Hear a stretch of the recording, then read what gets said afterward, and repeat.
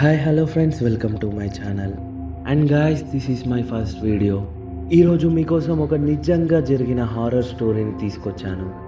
ఈ స్టోరీకి నేను పెట్టిన పేరు హవేలీ. ఇప్పుడు నేను చెప్పబోయే స్టోరీ రాజస్థాన్లోని సంగం అనే విలేజ్లో జరిగింది. ఇది 1952లో జరిగిన సంఘటన. ఆ ఊరిలో ఒక జంట నివసిస్తూ ఉండేది. వారికి ఒక కూతురు ఉండేది. ఆమె పేరు హసీనా. హసీనా వాళ్ళ తండ్రి ఆమెకి 12 సంవత్సరాలు ఉన్నప్పుడే చనిపోయాడు. అయితే అప్పుడు ఆ హవేలీలో హసీనా వాళ్ళ తల్లి ఇద్దరు ఉండేవారు. అయితే హసీనా వాళ్ళ తండ్రి చనిపోయిన నెల రోజుల తర్వాత హసీనా వాళ్ళ ఇంటికి ఆ ఊరి పెద్ద అయిన కరుణాకర్ వచ్చారు. అప్పుడు ఆ ఇంట్లో హసీనా ఇంకా వాళ్ళ అమ్మ ఇద్దరే ఉన్నారు. అయితే అప్పుడే కరుణాకర్ హసీనా వాళ్ళ అమ్మపై బలవంతం చేయబోయాడు. అప్పుడు హసీనా కరుణాకర్ని అడ్డుకోబోయింది. కానీ కరుణాకర్ హసీనాను ఒక కుర్చీకి కట్టేస్తాడు. తన నోటిని కూడా కట్టేస్తాడు.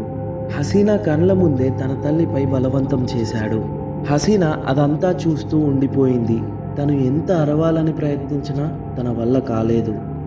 అయితే కరుణాకర్ తర్వాత ఆ ఇంటికి తాళం వేసి ఆ ఇంటి వైపు ఎవ్వరినీ వెళ్ళనివ్వలేదు.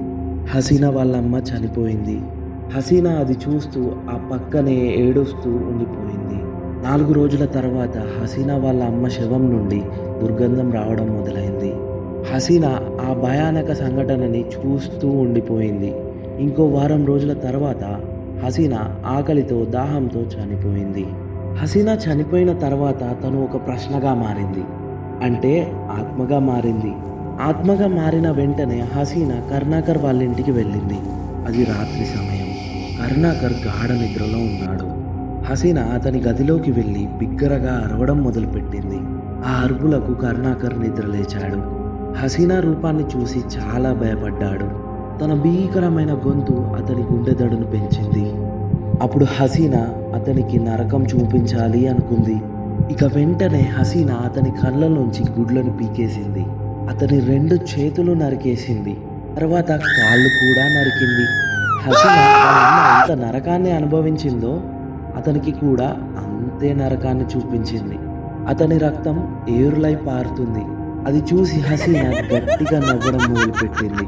తర్వాత రోజు కరుణాకర్ శవాన్ని చూసి ఆ ఊరి వాళ్ళంతా భయపడ్డారు. అలాంటి భయంకరమైన సంఘటన వాళ్ళు ఎప్పుడూ చూడలేదు.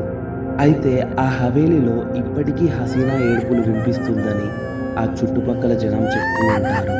నేను ఈ కథని బాధతో ముగించాలనుకోవడం లేదు. ఆ పాపని దయ్యం అనడం నాకు ఇష్టం లేదు. ఆమె నా దృష్టిలో ఒక ఏంజెల్. ఆమె తర్వాత స్వర్గంలో వాళ్ళ అమ్మను కలుసుకొని చాలా సంతోషంగా ఉండాలని కోరుకుంటున్నాను.